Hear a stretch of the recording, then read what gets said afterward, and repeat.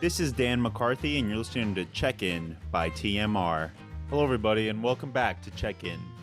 My guest for this episode is Jacki Marks. She's the Executive Vice President of Apple Leisure Group. She's a 25-year veteran of the travel industry, and she's someone I'm sure so many of you have gotten to know and have spoken with and interacted with over the years. I just want to say I was fortunate enough to sit next to Jacki during a dinner at ALGV's Ascend conference last month in Cancun, Mexico. I've attended a couple of other Ascends, and I've attended a lot of ALGV's press conferences over the years I've been in the industry. But I want to just say I felt so lucky to be sat next to Jacki at this dinner and just hear her speak on business, on travel, on growing up in Wisconsin, and on family, which topics that make up most of the conversation in this episode. Now, I know I would have loved to speak with her for this podcast regardless, and I'm hopeful I would have made that effort even if I never met her last month or sat next to her at that dinner. But it just goes to show you how chance plays a role in your career and how chance plays a role in a lot of things in your life. Jacki even mentions it during the beginning of this episode when she talks about her career, how shit started when she saw a FunJet job ad in the classified section of a local newspaper, something that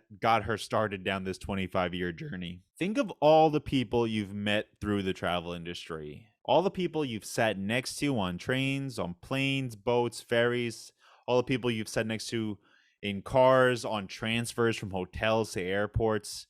Everyone has had their own story. Everyone has their own perspective, their own ways of living, their own ways of succeeding, their own ways of dealing with challenges, of dealing with trauma, of turning bad things around.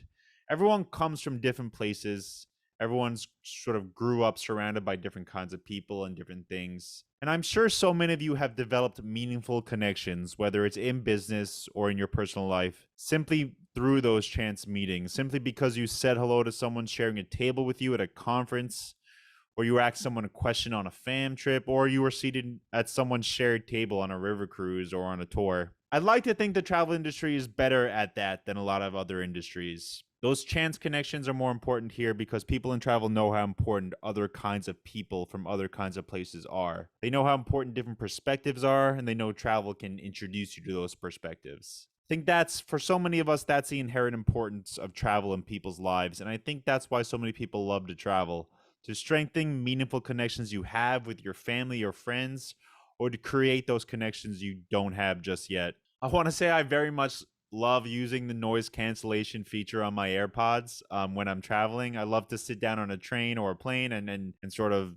close my eyes and not hear anything. But this conversation with Jacki has got me thinking that it might be a good idea in the future to put them away once in a while and instead turn to the person next to me. I'm not sure how well that will go, especially here in New York, but it's probably something I should try. Back to the conversation with Jacki. She's incredibly kind and personable. She's also incredibly passionate, not only about the business, but about moving the business forward. Innovating has been key to the company she's worked for since she got her start in travel, and it's something that she very clearly keeps in front of the mind to this day. I really enjoyed this conversation, and I've enjoyed all the others I've been lucky enough to have with Jacki. I want to thank her for speaking with me today. So let's check in with Jacki.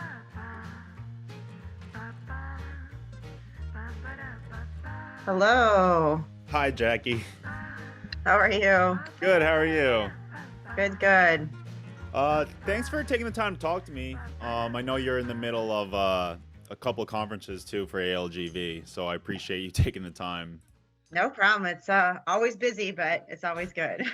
It's it's around the holidays too. You all must be very, very busy with your team and everything. Yeah.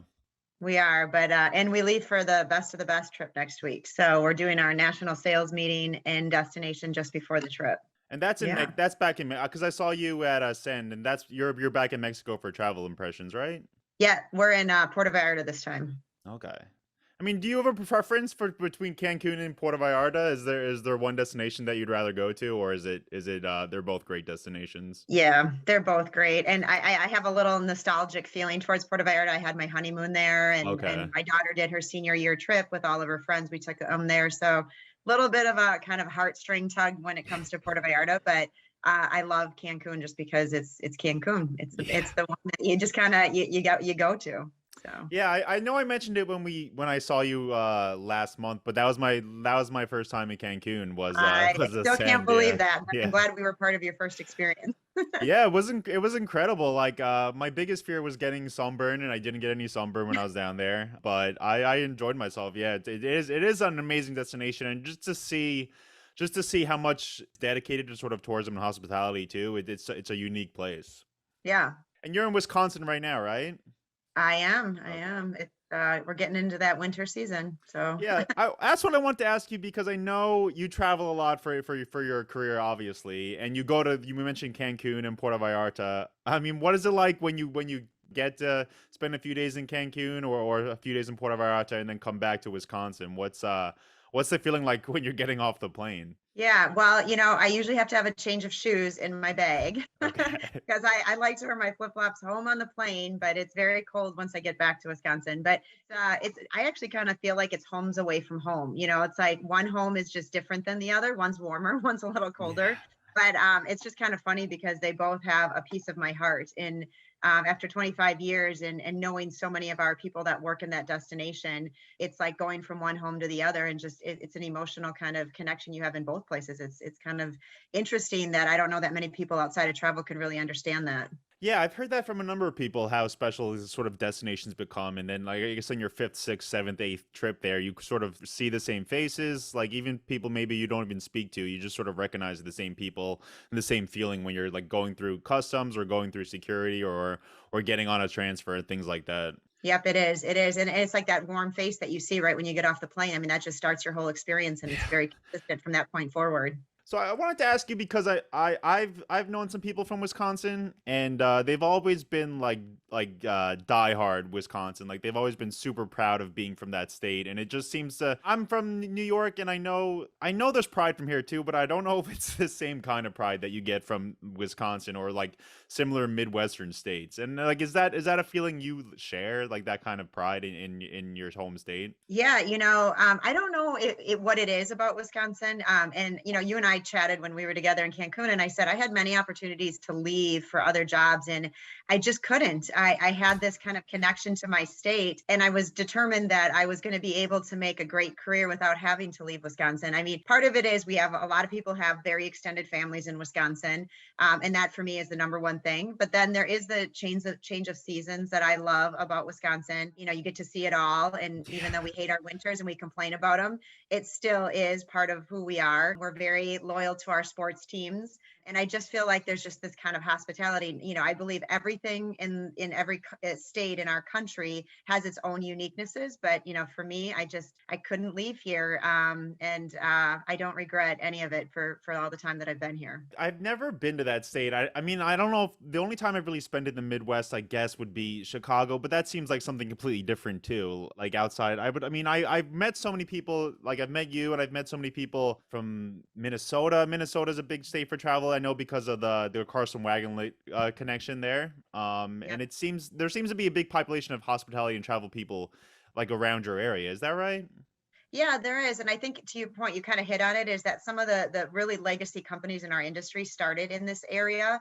And I know it's not as common as maybe the East and West Coast. There's probably a lot more, but the ones that did start in the Midwest, with Apple in Chicago and Funjet in, Wisconsin, and there's a couple other companies, Transglobal, that was up in Minnesota, along with, like you said, the history of Carson, Wagon Lee, and then eventually Travel Leaders. Those are very successful and legacy companies that, really kind of put a foothold in the Midwest. So despite being smaller, we're small, but we're mighty in the Midwest. Yeah. Yeah, and I know. I mean, you mentioned the pride. I know there's a lot of pride around the sports teams there, and around sort of. I know there's a big beer culture in Milwaukee in particular, right? And then Harley Davidson in Milwaukee, I think. Yep. A lot of people think of, I always laugh because when people think of Wisconsin, they think of beer, they think of cheese, and they think of the Packers, Yeah, and all of which I'm okay with.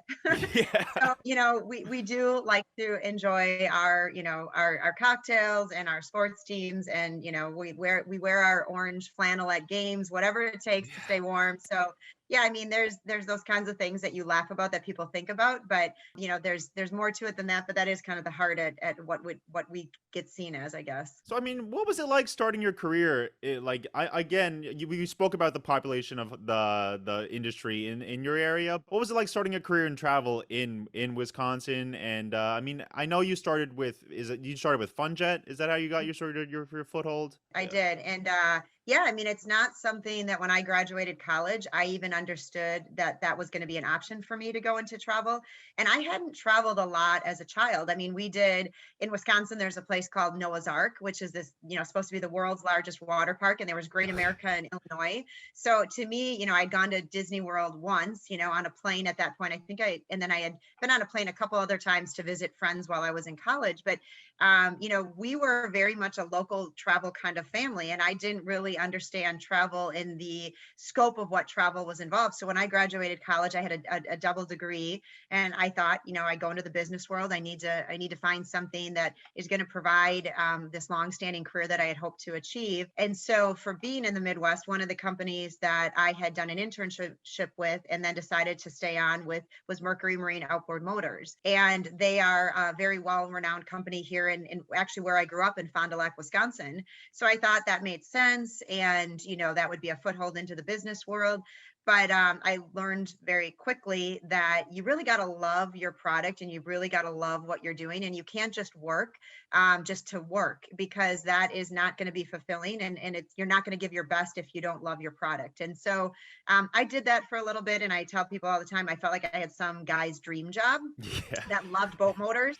Yeah. But it wasn't my dream job. And so that really made me start looking at what other options were there and what did I really want to do. And I actually honestly stumbled onto FunJet. It was based in Milwaukee. And back in the day, they had newspaper ads. And you think about looking at the classifieds and the want ads and things like that today, people don't even know what you're talking about. But they had a posting, and I thought, well, this will be fun. I actually thought it was going to be just a transition for me. I would apply. It would give me a chance to kind of figure things out. And little did I know that I was going to walk through those doors and not walk out for over 25 years. And so I was very fortunate to work for a family and a company that really had this kind of entrepreneurial, spirit, and really became something so much greater than I ever expected it to be. Yeah. So, I mean, what were stuff that introduction, that job, that first role at FunJet? What kind of things were you doing? Oh gosh, I love reminiscing about the good old days, as I call it. So back in the day when I first started, it was called an associate product manager. I had no idea what I was going to be doing. They kind of described the job to me, but you really were, in the best of the terms, you were a jack of all trades. This was a very small company when I first started. And so you did everything from creating, back in the day, it was faxes.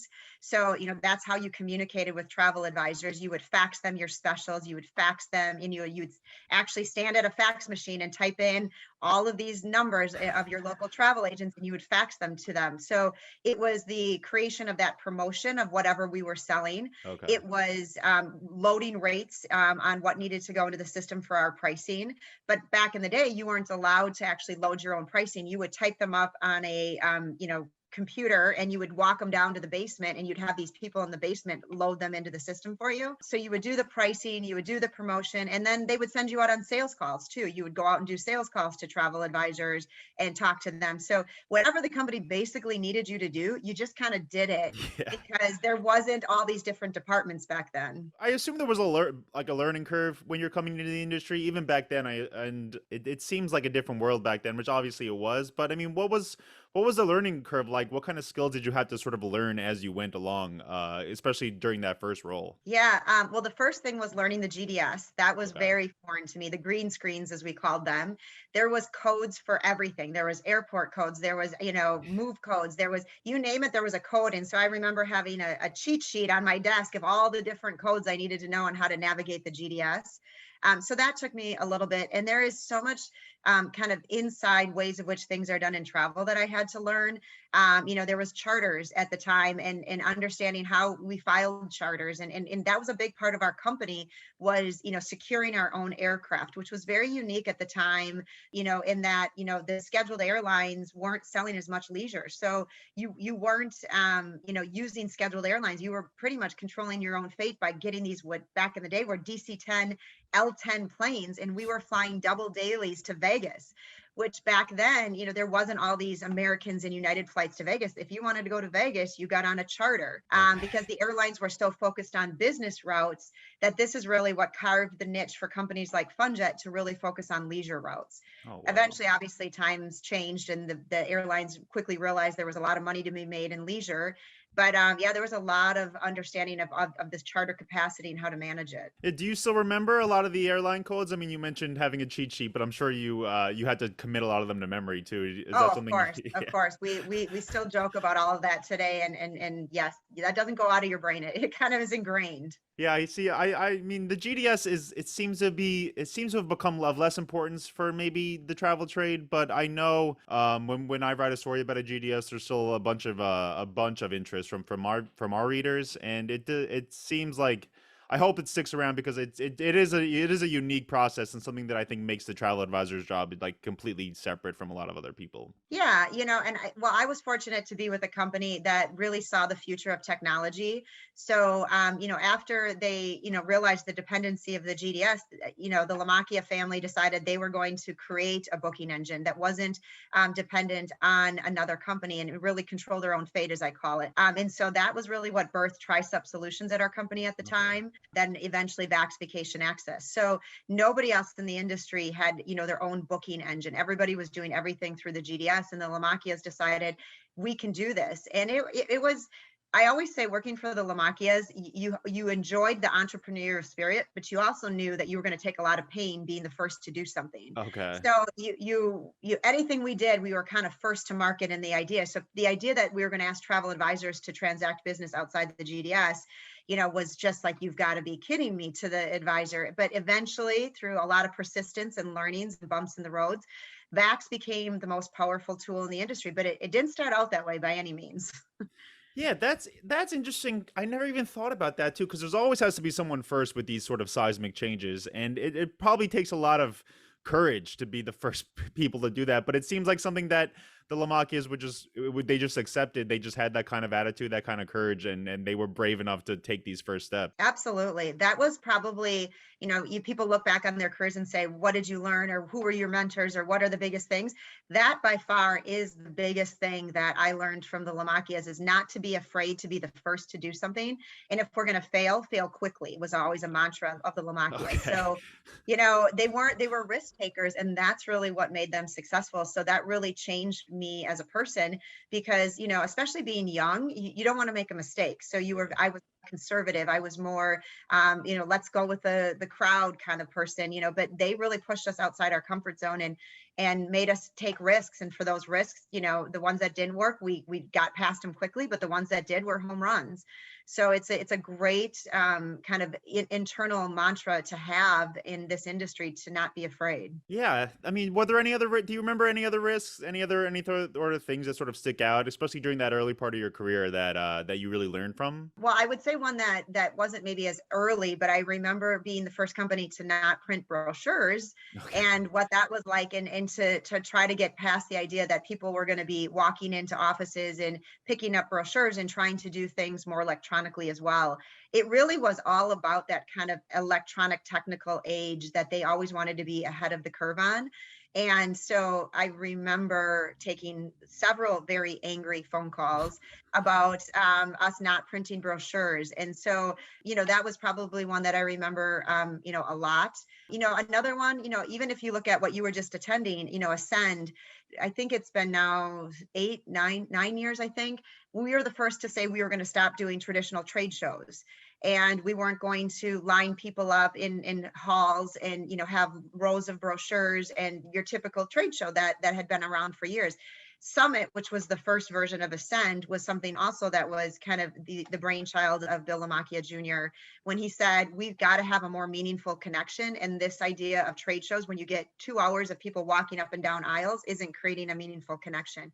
And again, that really started the summit, which was bring people to a destination, immerse with them for 3 days, teach them how to run their business. Don't just tell them, what we want them to know about our company, but tell them how they can be successful in their business. Because if we can make them successful in their business, by nature, we will be successful in our business with them. And that was a big mind shift change that was a big risk that we took. And it took a little bit in the first couple of years to get people to buy into it. But once it took off, now we have waiting lists to attend the event. Yeah. Yeah, it was. I wanted to mention too because it was my first ascend, and there was so many different kinds of content available. And the one that you mentioned in our conversation that I attended was the photography workshop. And I have to say, even like the shooting photos on my phone, it's significantly improved just by a 45-minute conversation or a 45-minute class with the photographer you all had on hand. So it is interesting to sort of see ALGV and hopefully see other companies sort of push the bounds of even content at conferences too, and realizing that advisors are interested in more stuff than sort of the generic titles when you're heading into these rooms. Absolutely. I mean, there are so many consortia and hosts and conferences out there. We've got to understand and try to be different. And I think there's a lot of great ones out there.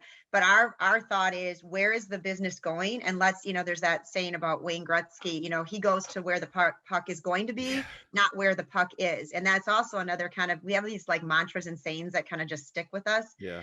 And that was always one of them, is we need to be going where the puck is. And so, where the puck's going to be, not where the puck is. And so, doing classes about, another one that we did was called the influencer, how to become an influencer. Do you use an influencer in your business? And so the photography class, the influencer class, the writing a business plan, anything that we could do that would show travel advisors how to be successful in not the old way, but in potentially a new way. Yeah, I completely. I mean, I remember the advisors with me because they sort of walked us outside to another property, and they were just so happy. And there's just so many small things you can do, with your like iPhone photography. I thought it was great. I really did enjoy it. I regret not being able to go to it myself because I'm not the best phone taker. And let's be honest, I mean, we're all posting our pictures to create, especially for travel advisors, Yeah. we're trying to create inspiration. We're trying to, get other people to engage in the world that we get to see when we travel. And so your iPhone is one of your most powerful tools to do that. So I wanted to ask you because you mentioned 25 years in the industry is a long time. And you've been with sort of this almost the same company. I know it's been through acquisitions and takeovers and things like that. But what are the challenges like when you get news? I know the Mark Travel news in 2018 was big news. What's it like for you and your team when you realize that you're going to be undergoing these changes within the company? What's the attitude like? And then what's sort of the attitude like when you're realize that there's a big challenge ahead? Yeah, I was fortunate enough at the time of 2018 to be involved in that one up front. So Yeah. I was part of the few people with the LaMacchias that were working on that deal, through the, NDAs that we all signed. So I had time to process where we were going. And I remember thinking, but none of our team did. And I remember for a year and a half, I worked on that merger. And I remember that feeling of like, I need to find a way that our team is going to embrace this. And you got to remember, Apple and Funjet were fierce competitors, fierce competitors, respected each other tremendously, but fierce competitors. And so getting the team to see the opportunity is giving them the why. I always believe that you have to give them the why and not jump to the what. We can't just jump into this and say, okay, what do we got to do? How are we going to do it? Everyone has to believe in the why we're doing something. And so that takes time for people to process. And so that's also kind of a philosophy I have with every change, is give them the why and make sure they feel connected to that and they feel like they understand where we're going, why we're doing it. And then we're going to have all the work that comes with it afterwards. So I do feel like our team has been through a lot and now has become a little bit more embracing of change, because as long as you can get through the change and get to the other side and they can see that, then the next change doesn't feel quite as scary. I'll be honest, I had to tell my family after a year and a half about the merger, and I'll never forget that. Like I was under an NDA such that I hadn't even shared with my family that we were Oh going my to be God. merging. And I sat down at the kitchen table and I said, the night before it was going to be announced, and I told them, and I remember my daughter saying, how can you do that? That's the enemy. You can't work for them. And like, that was just kind of that mentality we had about being such fierce competitors. She couldn't even believe and process it. but we all do it, we get through it differently, and every change has brought us to be a better company. So I think that also gives people confidence when they see that. Well, do you remember the why? I mean, you spoke about the why. Do you remember the why that helped your team sort of comprehend the news? Yeah, the why really what we shared with the company was, in order for us to continue to compete, especially in a world where the OTAs are really trying to threaten what we do, threaten travel agents' livelihood, we have to find a way to combine our strengths in order to continue to really go after the biggest thing that's going to threaten all of our livelihoods if we don't do that, which is the OTAs. And so we had a different strength than our competitor did. We were a technology driven company who had the infrastructure to really kind of take on, so to speak, that OTA model. Apple Leisure Group at the time had the strength of having a really strong end-to-end experience. I mean, they had the hotels, they had the ground handlers. And so when you looked at that marriage and you said, what we bring is very different than what they bring. So you're combining two companies that bring very different strengths to create a very large and powerful company that can do a lot more than we can do as independent entities. So when you combine with a company, if you do the exact same thing as your competitor, then what really are you gaining? You're really not gaining this kind of additional strength. You're just basically taking what you both do and merging it together. This was extremely unique in that we were very different companies at the core of our strengths, and so putting them together only could make us more powerful in what we wanted to do. And the word powerful sometimes sounds like a negative, but powerful in that we could be stronger for advisors for the future. And that is something that this agent community really needed from all of us. Yeah, I mean, we mentioned you mentioned the sort of the beginning of your career with the agents, and I mean, still agents are such a huge part of your job, and ALGV is just like an incredibly important for the advisors. I mean, have you seen the role of travel advisors change over the years? Have you seen that segment change at all? The people who are successful in that business, have you seen different features of their business, different ways they've been able to sort of push things forward? Yeah, I mean, I absolutely. I mean, you have to change, you have to evolve, and I've seen those that have done it very well, and unfortunately, I've seen advisors that have left the industry because they couldn't keep up with the changes that were needed. The most important thing that we've been talking about is everything is electronic, and so your customer now has access to so much information that if they don't stay ahead of how they're providing that information and knowledge, because before, remember, back in the day when I first started, your only way to get knowledge on a destination was through a travel advisor. You didn't have the internet. You could go to an encyclopedia and read about a destination, but I mean, there really wasn't the World Wide Web in the way there is today. And so advisors have had to continue to stay ahead of the knowledge that the consumer can gain themselves and bring them things by their experience that they can't get just by surfing the internet. So I think the embracing of technology, the use of social media, all those things, and not being afraid of the way their customer is shopping and to engage their customer is those that have been successful. And Yeah. I've seen models that have gone so high tech that I'm almost thinking you're so far ahead of where most people are, and that's great, but just staying relevant in the world of where the customer is shopping and not being afraid of it is really the key to success. Part of me, when I think about that and the sort of the all the information that's available on the internet, part of me thinks that makes the advisor's job even more important, because it just seems like a tidal wave of information. Like, if I want to go to a destination, I'm going to Google it. The results are endless. Like, they go to infinity. So it's hard to determine sometimes which is the right information and which is the wrong information. So having someone to rely on, I think, is going to become more and more important going forward too. Yeah, Dan, you're absolutely right, because, there was a lot of information before COVID. Now, after Yeah. COVID, holy cow. I just Yeah. got back from Europe from a Travel Leaders Network cruise, and I was petrified that I had made a mistake in filling out some of my forms, because it was like I was connecting in Zurich and you had to have a certain health code, QR code, and then I was connecting in Munich on the way back, and that was different. And so what was complex before COVID has only magnified in since COVID. So that's what makes me so happy, because for 25 years, my whole career has been about travel advisors. I've never, wavered from that. They're what makes our company successful. And so to see the world respond to travel advisors in the way that they should, in respecting their knowledge, respecting their value, and getting that credit, it's so fulfilling for me to see that, because we hit a little lull where people started thinking they could do it on their own. Yeah. And COVID really woke a lot of people up to saying, no, this is a very important part of my life, this trip. I don't want to mess it up. And seeing that kind of resurgence of travel advisors, it's a great feeling. Yeah, it's interesting. I read an article this week in the New York Times about sort of the new generations, their reluctance to use a financial advisor because they think it's all DIY now. They think they can do it everything themselves, which I'm sure a lot of them can, but I mean, all these sort of advisor-centric positions, they all seem to be facing the same challenges, which is the internet sort of promoting this DIY philosophy. And I think COVID was the perfect opportunity for advisors to say, hey, maybe that's not the best idea. Yeah. And I think COVID, beyond just the information overload, it also kind of reinforced our value of human connection and relationships, Yeah. both personally and in our professional world. So I do think that people are okay. My kids, 25 and 21, are in that generation where they also too have thought everything is electronic and they'd prefer to text somebody versus pick up the phone. And I've been happy to see them also realize that human connection and relationships are important.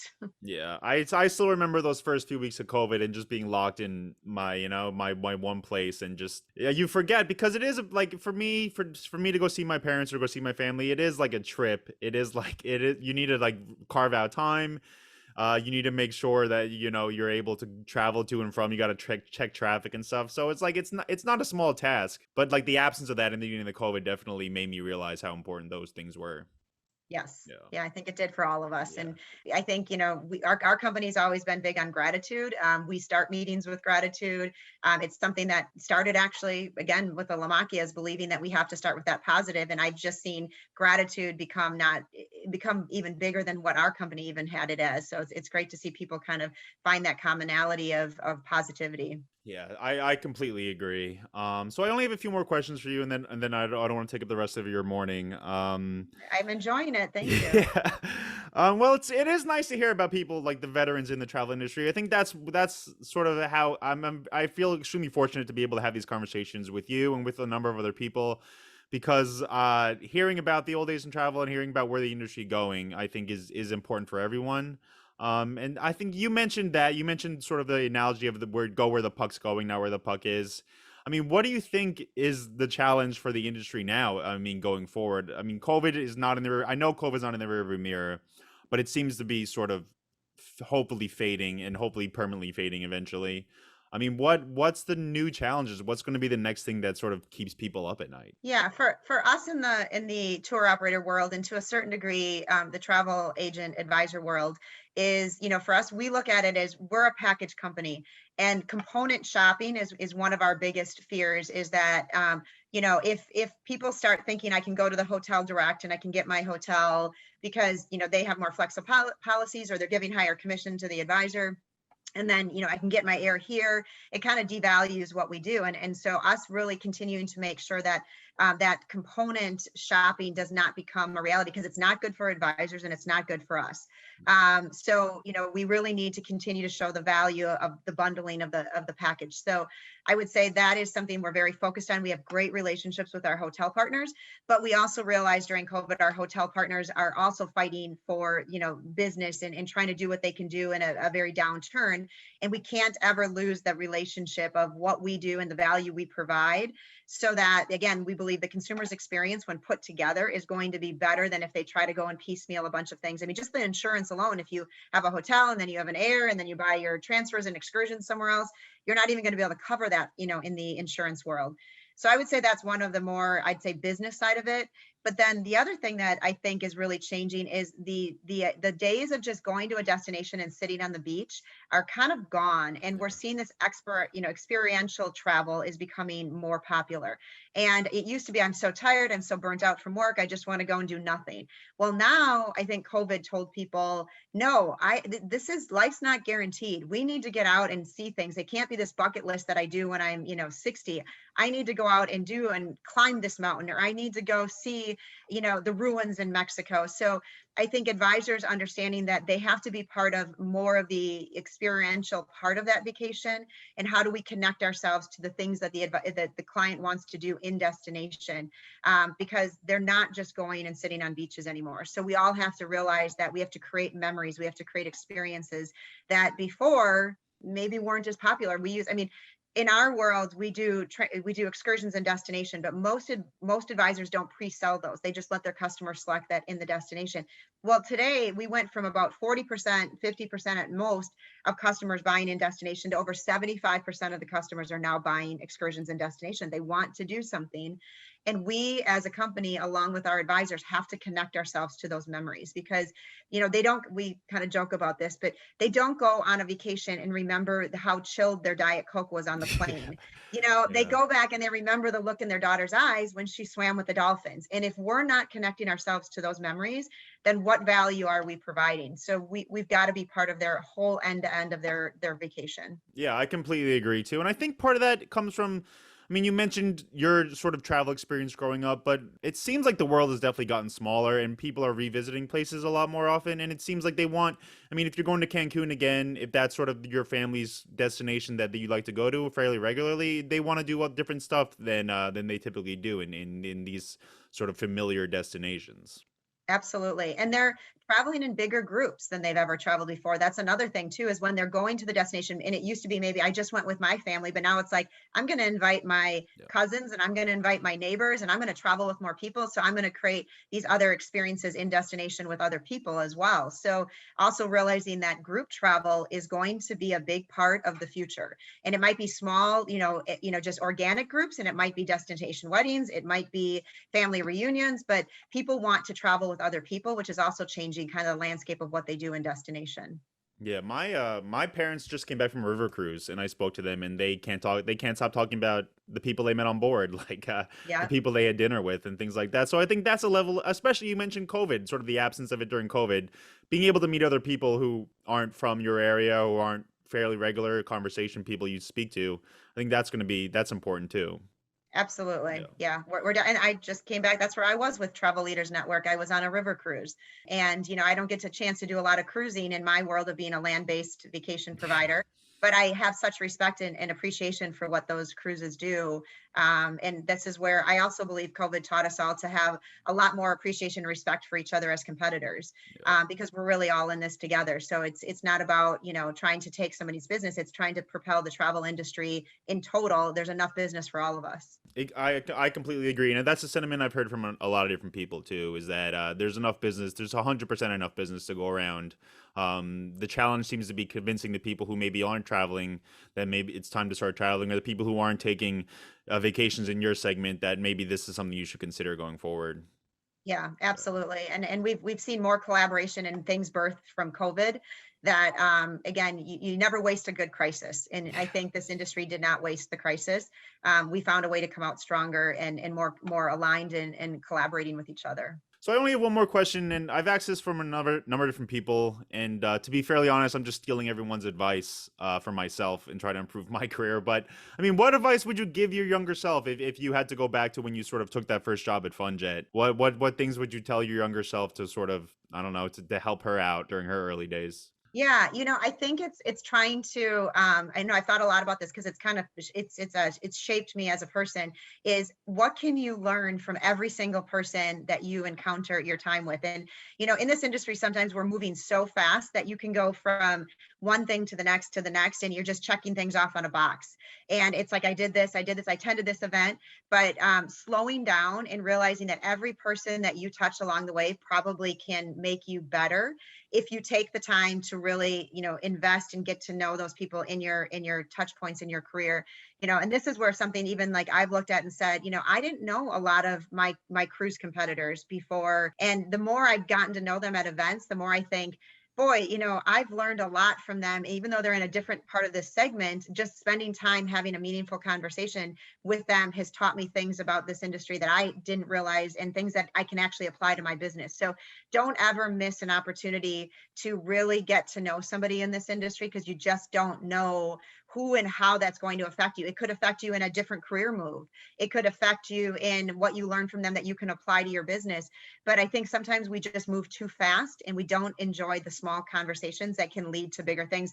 I can't tell you when I look back how many times I had an aha moment when I had a conversation that wasn't even planned. It was just, and then it sparked something in me that went, oh my gosh, I never thought of this, even though that had nothing to do with really that conversation. It was just something that person said that took me down a different path of creativity, of innovation, of things like that. So never miss an opportunity to have a more meaningful conversation. Don't have surface level conversations in this industry. Yeah, I think that's great advice. And before we go, I just want to I wanted to mention that because I didn't get to see you at the end of Ascend, but the Tonight Show theming, I thought it was so interesting, and it must have been fun to be up there and sort of be playing David Letterman or Jimmy Fallon or whoever's on the late night now. It must have been a fun sort of role to play for you. Oh, it absolutely was.